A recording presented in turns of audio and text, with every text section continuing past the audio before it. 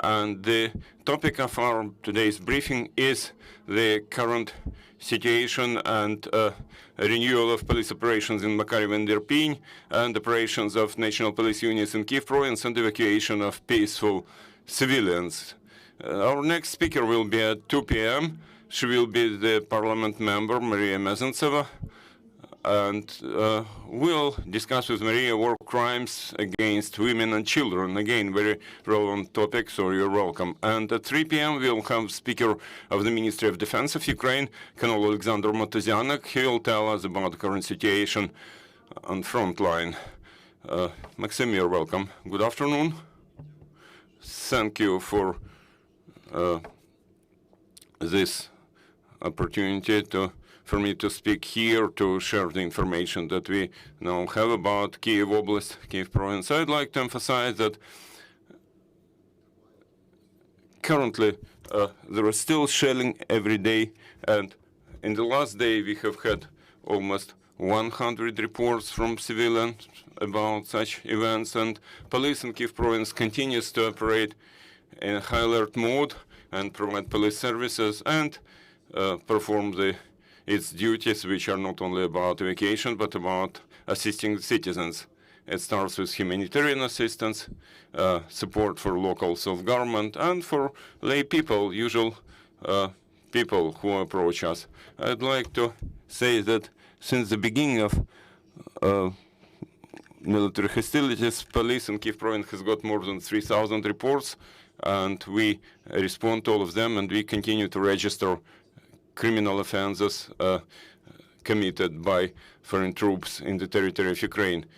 Criminal offenses, because every day our citizens approach us for assistance, and we register all those events, and we assess them in legal terms, and we instigate criminal proceedings. And I'm sure that over time, when this war is over, then not only those actions in Kyiv province, all those crimes and all those brutal actions, but all those actions committed by those military people, or I wouldn't even call those guys military people, because every day we, the police, hear stories from lay people, various stories about this war, and currently our police has been working, and I'd like to reassure you that we work round the clock, even in the night time, even when it's dangerous. Everybody knows which phone number to call, especially that we have established very close communications with all local self-government authorities, territorial defense, and other military units. So the police continues its work, and I'd like to reassure you that there is order, proper order in Kyiv province. The situation is stable and controllable. It's under control. Difficult situation, unfortunately, but under control. Would you please tell us, if possible, a couple of words about Irpin and Makariv, and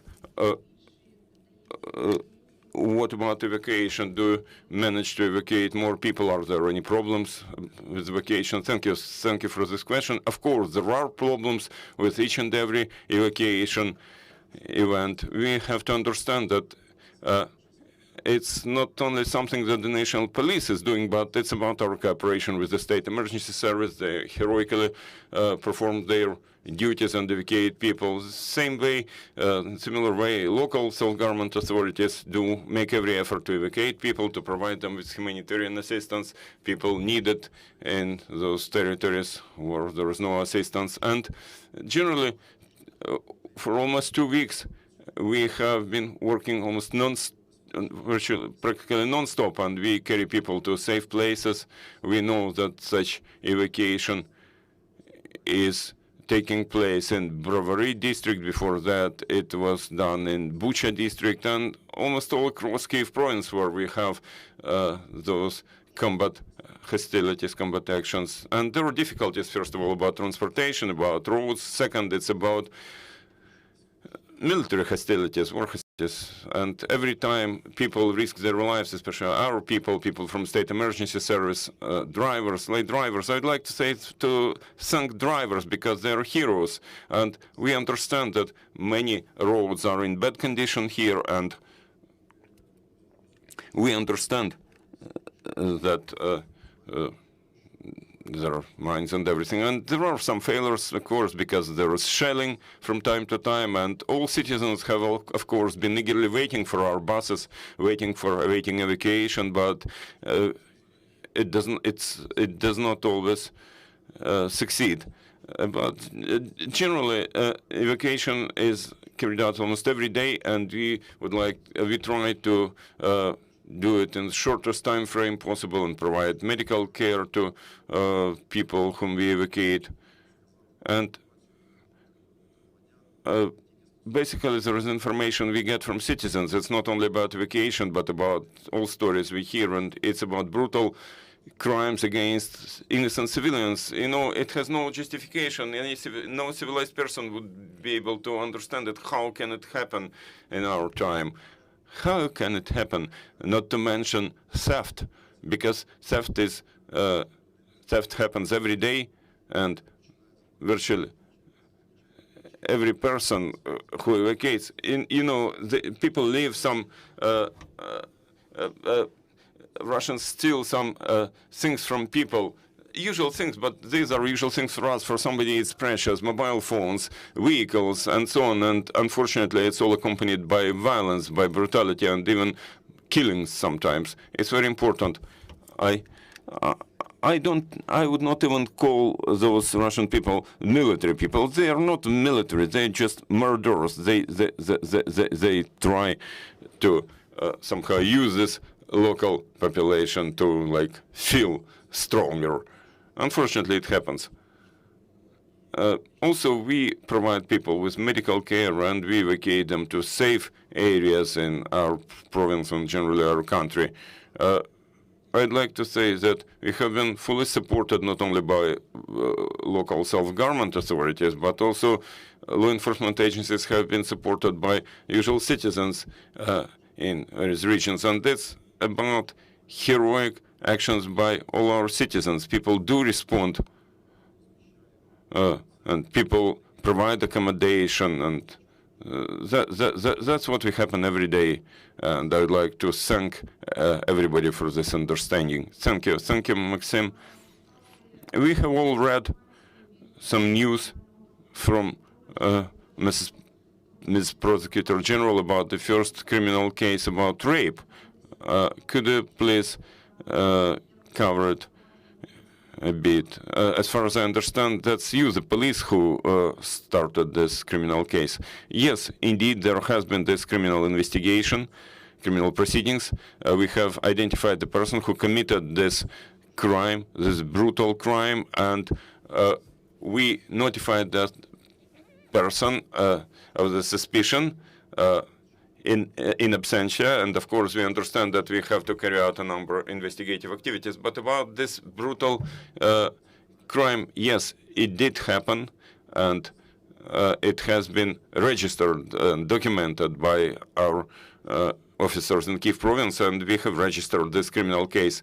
Everybody knows about things that happen. Unfortunately, such things do happen. This is just the first case. I'm sure that we will continue documenting, registering such cases when we get information from our citizens, and this will not be the only case.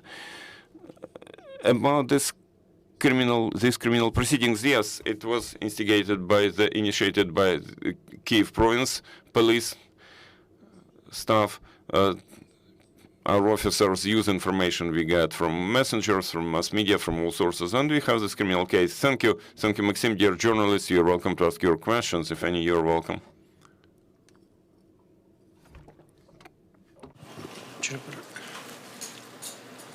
My name's Tim Judah. I work for The Economist and the Financial Times.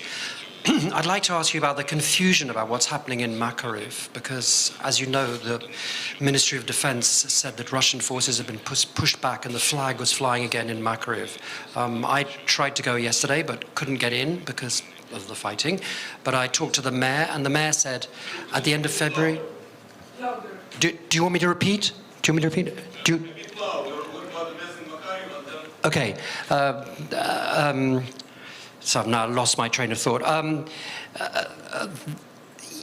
The Ministry of Defense, after your your boss had been to Makariv, he said that the Ministry of Defense said that the Russians had been pushed back and that the flag was flying again over Makariv. Yesterday, interviewing the mayor, he said actually the Russians had come into Makariv at the end of February. They'd taken 15% of the town, and they still occupied 15% of the town. So in fact, they've there's been no movement at all of Russian forces. So could you clear up the confusion about what's actually happening there and what's been said about Makariv? Thank you. Thank you for your question. First of all, whatever is about Makariv and combat action in Makariv, unfortunately, I cannot comment on that. There's no mess, actually. You have to trust the information provided by official sources. Currently, actually, in Makariv, you have to understand that police has been operating there, but police does not operate in its usual routine mode like you usually see police on the streets. But police is there. All the other things, and including the combat action, combat operations in Makariv and around Makariv, I am sure that over time you will get more detailed information. Another important message I'd like to get across to you is that it's dangerous not only in Makariv.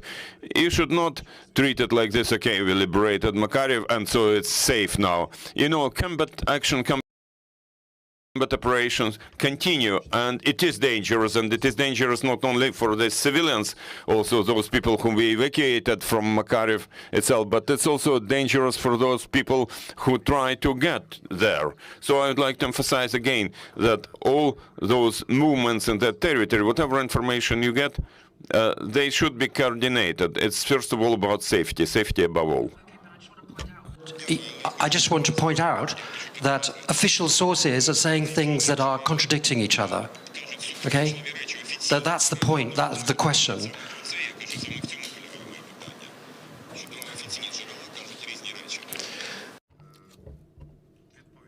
I will answer.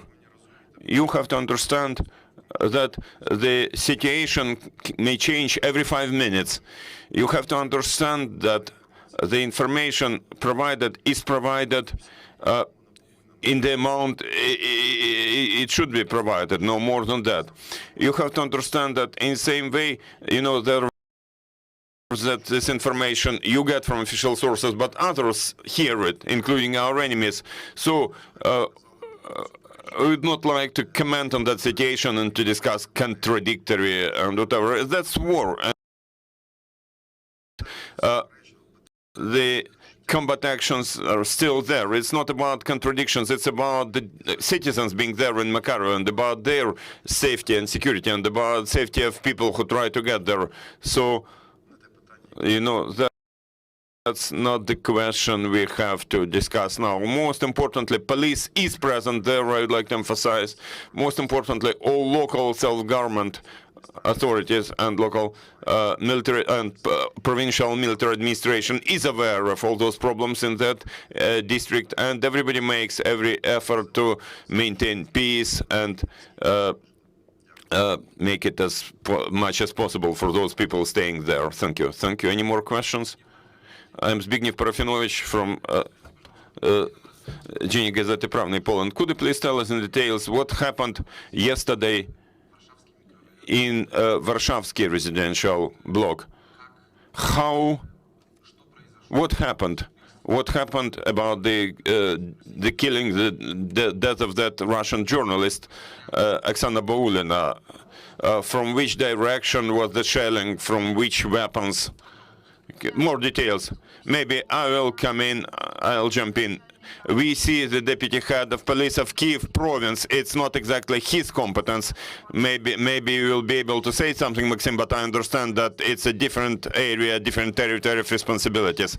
If you have any questions about Kyiv Oblast, Kyiv province, you're welcome to ask those. But it happened in Kyiv. In Kyiv, yes, it happened in Kyiv. Kyiv is different. Kyiv is a different unit. For you to understand that police of the capital city of Kyiv is a different unit. They have a different boss and different people. If you have any more questions about Kyiv province, you're welcome. My name is Matej Schulz. I'm from Slovak television. Today is 1 month since the Russian invasion started. Can you comment on this 1 month? What all happened? How you see that, and what do you see for the future?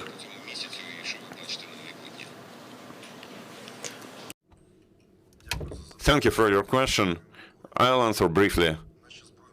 Our armed forces are the best forces worldwide. And what will happen in the future? In the future, there will be victory, and there will be liability. Somebody will be brought to liability. I mean, those people, those, I would say, non-humans who committed those crimes in Kyiv province, and all those crimes will have been documented, and every criminal will have been identified, and after war will bring to liability every murderer, rapist, and murderer, and we will win. Thank you. Thank you. Any more questions? Thank you. Thank you. Thank you, Maxim. Thank you, friends. And I'd like to remind you that our next briefing will happen at 2 p.m. And you're welcome. Thank you for staying with us.